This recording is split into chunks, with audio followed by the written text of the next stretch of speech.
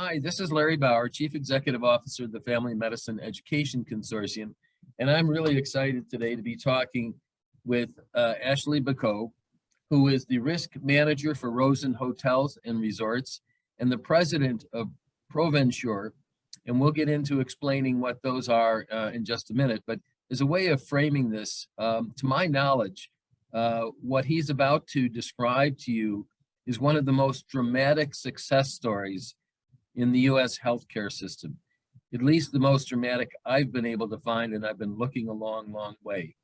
The work that they've done and the thinking that they've done to really understand how to take care of their employees in a way that delivers effective care and reduces the cost of care so that the savings, what Dave Chase would call the health Rosetta benefit, can return and re-enrich the community, which affects the social determinants of health for the patients.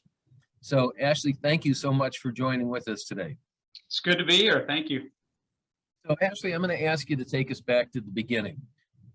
You guys are really such an amazing success story, but it all starts somewhere. And for those who want to follow, they can't replicate your successes because it takes years to get to where you are.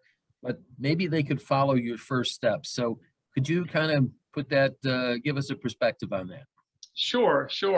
Well, it's interesting timing because it was 30 years ago this month that we had a very difficult conversation with our insurance company. We were prepared, we thought, to get a decrease in our premiums. And we learned that our costs were going up, despite the fact that our claims costs were very favorable that year. And the insurance company told us, yes, our claims were favorable, but we were in this pool of folks, and the pool didn't perform too well. And so for everybody's time, I'm just gonna kind of go through it quickly. But Mr. Rosen, in short, said we don't want to be in a pool, and we want to be judged on our own. The insurance company said, sorry, you're going to have to be in the pool, and Mr. Rosen said, sorry, we're out. And so when Mr. Rosen got off the phone call, he said, oh my gosh, to himself, what have I done? Where do we go? What do we do? And so, again, I'm going to condense this a little bit, but we decided to open up our own on-site primary care facility that we refer to as the Rosen Medical Center, a place for healing and wellness. So we opened that with one part-time doc and a couple of staff members. And we, at the same time, became self-insured. We hired an independent third-party administrator, and we cut a deal directly with a hospital in town. Then we were kind of off and running. Now we have evolved from that part-time doc and a couple of staff members to, I believe Dr. Ryan can confirm this, but somewhere in the area of 50 staff members. We serve 6,000 covered lives for our Rosen Hotel employees and their family members. In short, our cost is half compared to what it would be if our identical demographic was in the traditional insurance company healthcare setting. But our benefits are much, much richer. Typically, when you reduce the cost of things, there's a commensurate reduction in the value of those things. But quite the contrary, we learned that when we spent a disproportionate amount of the healthcare dollar on primary care and preventative type care, it paid huge dividends on the other components of our healthcare ecosystem. And so when I say our benefits are richer, we do not have any deductibles, 0 deductibles, no coinsurance, 0 coinsurance, and 90% of our drugs are at no cost. And I can, Larry, I can keep on going. However, you want me to keep on just talking about the program? Sure. Yes, please. Okay. Yeah. So what we did, we found it very hard to believe that there's an entire healthcare system that allowed the last sliver of the healthcare dollar to go to the folks on the front line, the primary care, family medicine folks who are out there to prevent all the bad things from happening to this patient. We thought it was, it just didn't make sense. So again, there's a laser-like focus that we have for providing care to our associates and their family members. Our patient compliance rate, so patients complying with doctor's orders, are 2 to 3 times the national average as it relates to, you know, all of your chronic conditions, you know, hypertension, diabetes, cholesterol, et cetera. And Dr. Ryan will get into that. But our compliance rate is about 2 to 3 times. And I think that Dr. Ryan will tell you it's due to the fact that we have a relationship. Our docs and providers have a relationship with our patients, and those patients know that we care about them. Yeah, we drive them crazy when they need to have the colonoscopy. We're on them. We are pretty much attached to their hip. And reminding them to do this, that, and the other, but they know that although that is a little, we're pests at times, it's out of love for them and out of doing the right thing. We have a lot of wellness initiatives that are at no cost to the employees, you know, Zumba, Tai Chi, spinning, etc.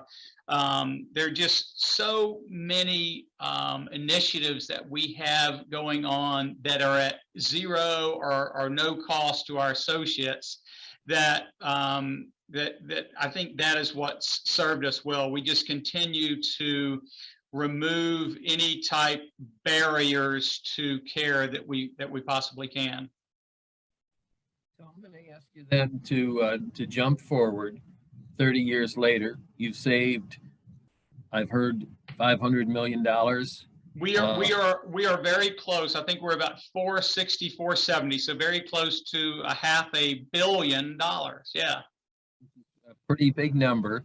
it is. No matter where you come from. Right. And your company has taken an interest in the social determinants of health. You have reached out, as I understand it, to Tangelo Park, a local community. Why don't you talk about the savings and the benefits that arise from what you're able to do with those savings? So it's interesting. So we've taken the savings, or I guess we've repurposed dollars from a very broken system, and we now have what we think is a better mousetrap, and repurpose those dollars for something that can do society, you know, a lot of good. And Mr. Rosen wanted to give back. And so he adopted a neighborhood, Tangelo Park. It's very close to where our hotels are based. And he adopted that neighborhood. And what that means is every 2, 3, and 4-year-old gets free daycare. Along with that daycare comes the approval or the allowance for our team to tutor these little minds, or these little people with big minds, I should say. They're like sponges. It's amazing, some of the stories we've heard over the years. But anyway, we attach ourselves to them and tutor them. And so when they graduate from high school, and again, the graduation rates were very, very low before we took over. Now they're at 100%. When they graduate from high school, they get a free ride to a Florida college or junior college or VOTEC. And we pay everything, books, tuition, when they come home to see, grandma, at holiday time, that sort of thing. And so it's quite interesting that, probably two of the biggest challenges in America right now are healthcare and the, inequalities that exist socioeconomically, et cetera. And so we've almost fixed both of those things. We fixed the healthcare and used the savings to fix the education component to where we can, make things a little bit more equitable in the future for these folks. So it's my understanding also that in that Tangelo Park, while drugs were rampant and crime was rampant, all the scourges of poverty, that's also turned around. It has. There was an economist from, I believe it's the University of Chicago, and he did a return on investment for Mr. Rosen's investment into Tangelo Park. And for every dollar that Mr. Rosen puts into Tangelo Park, the society gets $7 back. Wow. That is impressive. Yeah. And I understand that now you've adopted a second community? We have, right in the epicenter of Orlando, where all the big buildings are, is a community called Paramore. And that is many times larger than Tangelo Park. And Mr. Rosen adopted Paramore under the same concept about 3 years ago. May have been longer than that. The time is running fast these days. So why don't you tell us a little bit about Provinsure? What's that all about? Sure. Provinsure is an insurance consulting arm of Rosen Hotels. Folks have come to us over the years and other employers and just asked, hey, how did you do this? Why did you do this? Can you do this for me? And so Provinsure is the arm that we can go out and build a program like Rosen Hotels for others. Fantastic. Are you getting takers? We are getting takers for many years, up until just recently.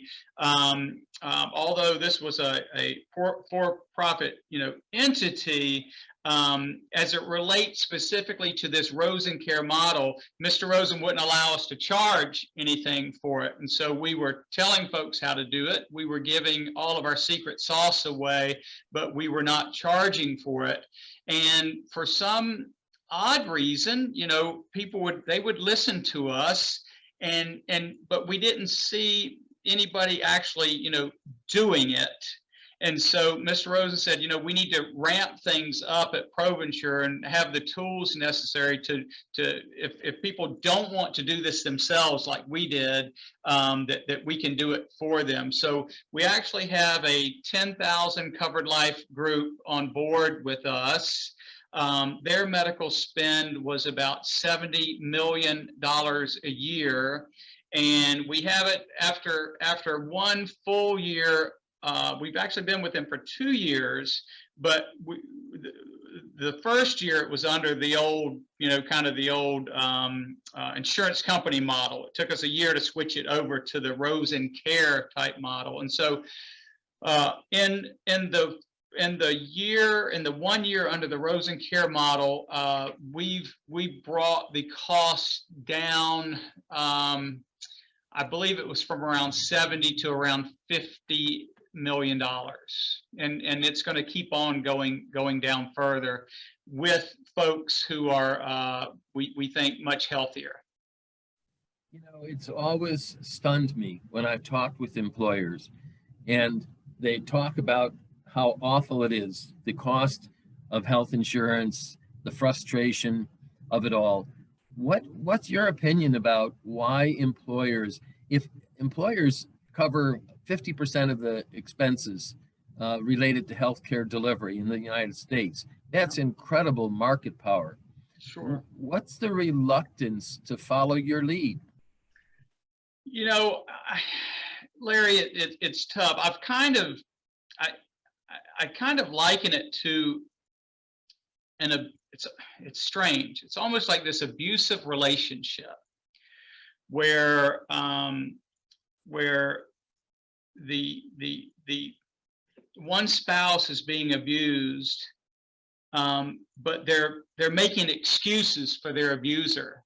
So when we go out and say, hey, this insurance company has put you in this situation, we can take you out of it, they seem to be very defensive of that insurance company.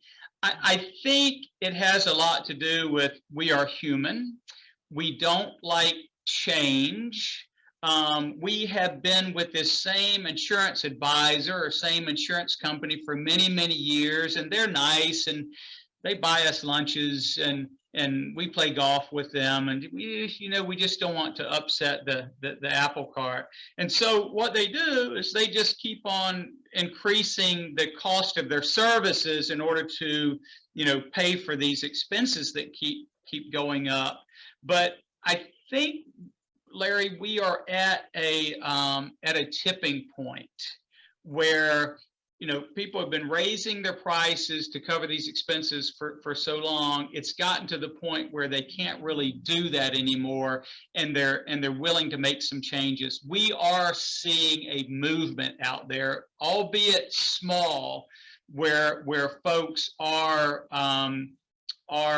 doing things the Rosen Care way. That's fantastic to hear. I'm aware of a movement, also nascent, called conscious capitalism, in which companies are trying to, they look at all of their stakeholders, their employees, their community, the environment, as well as their customers as stakeholders. And if everybody doesn't win, then the company's not doing right as a company.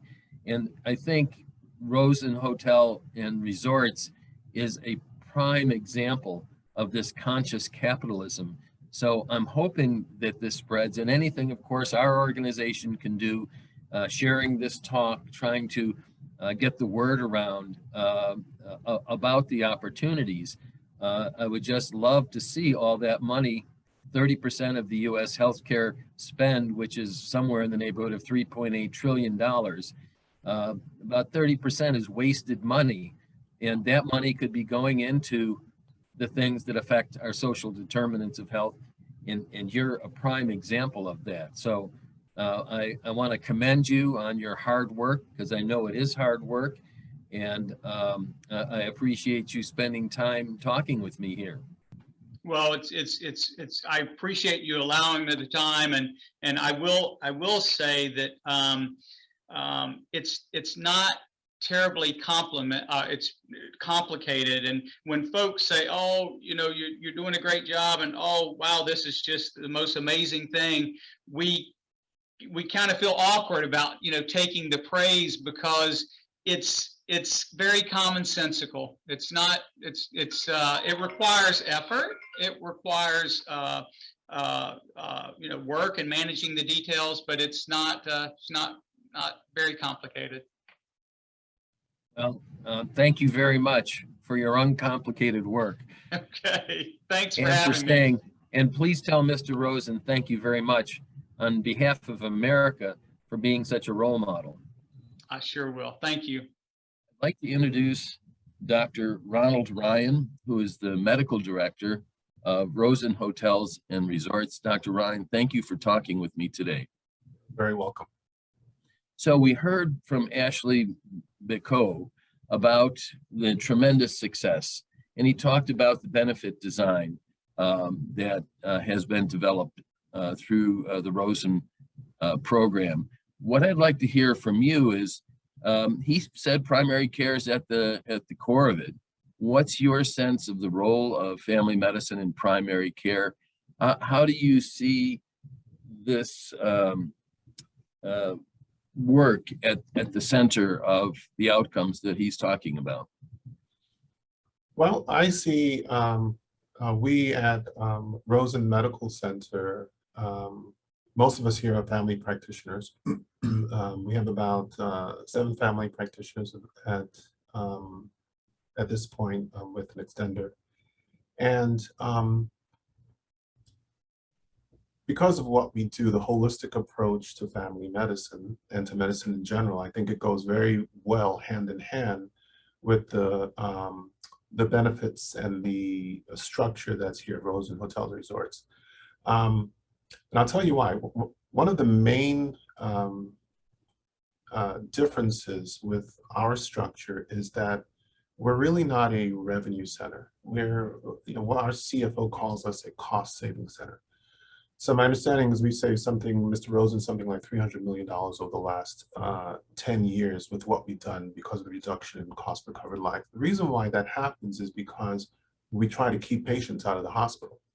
How do we do that? Well, as family practitioners, we really have to look at the whole person in what we do. So just to make it practical, if a patient comes in and we have enough time to see that patient and look at all of the aspects surrounding what the patient needs, including some of the social determinants, then what happens is that we get a better bead on what that person really needs, even outside of just a prescription.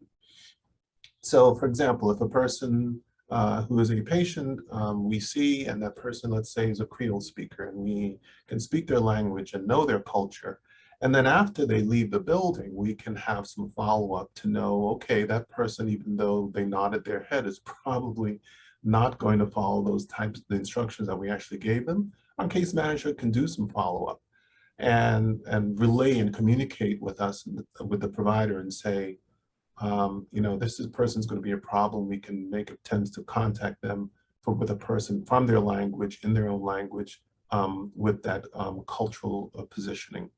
I think that, this broad approach to patient care does keep patient out of the hospital. A lot of people say that we handhold a lot. And I think we do, but I think we can, because we're not so interested in numbers as far as, we have to see, 20-something patients in a day. What we're interested in is making sure those patients that we have, our panels, stay healthy. And that doesn't always mean a visit. So I think family practitioners and our holistic approach, really make a difference. The other way that we really make a difference is that, coming out of school, I think sometimes family practitioners have an inferiority complex. Well, we're not a specialist. So, so because we're not the specialist, we're not the expert at this, that, or the other, then we're a little bit less than. And I would say to everyone out there that that is really not the case. I found so many times when we do these referrals to a cardiologist or to endocrinologist that often what they're doing is very siloed. And so we as a family practitioners, if we have enough time and we get those reports back and we see the patient, we realize, even though your cardiologist said this, and it may be true, there's a bigger picture here. And we've caught so many instances whereby our intervention, in contrast to what the specialist was recommending, has ended up saving the patient time and pain, and helping out, getting a diagnosis and helping out with their care. That's great. So I'm curious, if a patient does need to be hospitalized, I understand from Ashley that arrangements have been made with various hospitals for various services. So there's a preferred provider network, so to speak. But if one of your patients does end up in the hospital, does your team, one way or another, still stay involved in their care or involved in a relationship with the patient? Yeah, one of the reasons why I went into family practice is because in medical school, we had this old family practitioner who was a teacher, and, he was from the days when they made house calls. He had a black bag, and he was this iconic figure of family practice.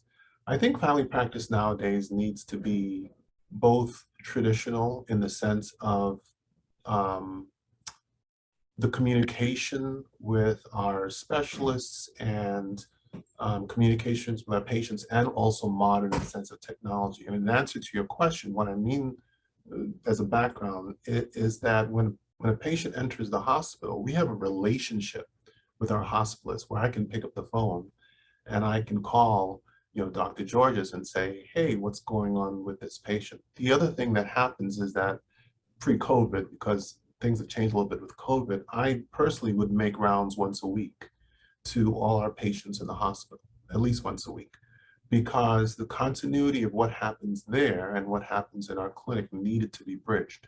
So I would see them, not so much to write orders or anything like that, but to communicate with not only the hospitalists and the specialists that are in the hospital, but also to be able to bring it back to our providers in our clinic to be able to say, okay, this is what this patient is going to need, or to intervene if our case manager needed to get involved. Give you one example if I have time. Yes. But there was a patient who had stage 4 cancer, and she was getting ready to get discharged, and they sent her home with home health. I believe there was a hospice consult, but somehow this got missed somehow. And so I happened to be in the hospital that day, and I found out from the nurse manager who the patient's primary caregiver was, which was her sister, who worked at the health department. So I called up the sister, and I actually went over to her job, to the health department. We had a conversation, and she realized what was going on. This person was dying, and the patient really did need hospice care at the time. And we were able to arrange that because, there was intervention, there was actually knowledge and a personal acquaintance with that patient, so that we were able to intervene in the right way in that situation. That is fantastic. I wish every family physician in America could stay engaged with, they don't have to be the uh, physician writing orders, but if they could stay engaged with their hospitalized patients, the many handoff errors that happen as people move through the system coming back out to primary care could be significantly reduced. I'm wondering also, some family physicians and general internists are frustrated with the specialist because the specialist, if they refer to a specialist, the specialist maybe takes over the care of the patient, even though all was requested was an evaluation and some recommendations. Does that happen in your system? Do you have that as a concern?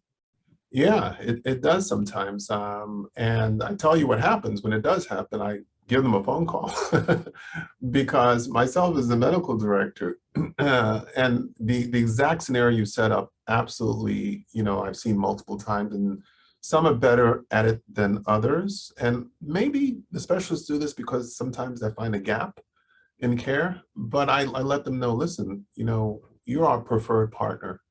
We're going to take care of this piece of the puzzle, and we'd like you to take care of that. And most are very, very receptive to that. And they said, okay, if you guys are taking care of it. And that, again, is about that old school way of communicating doctor to doctor with our specialists, and making it. I remember when I first got out into residency, I was in a bit of a rural area, and I had specialist friends who would walk me through, people who didn't have insurance, walk me through procedures and this and that, because we have that kind of relationship. I think that relationship with those specialists and that mutual respect is really, really important. So as I bring things to close here, any recommendations for others who want to follow in Rosen's footsteps? What can the audience who hears this story, what might they do to take the lessons home to their respective communities? Yeah, it's a really good question. What I would say firstly is that the Rosen model can be reproduced, but it takes buy-in from the private sector. And sometimes what is needed in family practice is leadership, because we as family practitioners have to take a leadership role to approach maybe a company or approach even us at Rosen to say, how can we best do this? I tell you what, since I've been at Rosen Medical Center, I have taken courses in leadership just for this very reason, to be able to integrate and to be able to influence entities out there to help our not only company, but family practice in general be what it's really supposed to be. Guess that's the best answer I get.